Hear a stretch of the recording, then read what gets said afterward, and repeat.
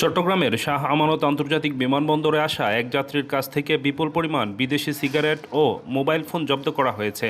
শনিবার সকাল 9:30টার দিকে ওই যাত্রীর লাগেজ থেকে সব মালামাল উদ্ধার করা হয়। পরে উদ্ধার করা পণ্যসমূহ বিমানবন্দর কাস্টমসের হাতে হস্তান্তর করা হয়েছে।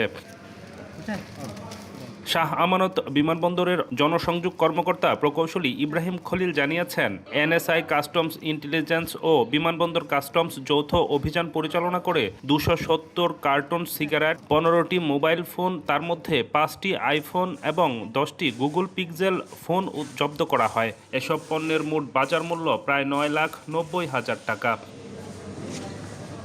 প্রকৌশলী ইব্রাহিম খলিল আরও জানান, যার কাছ থেকে এসব পণ্য উদ্ধার করা হয়েছে তিনি চট্টগ্রামের ফটিকছড়ির বাসিন্দা। তার নাম মোহাম্মদ হুসেন জাবের হাবিব।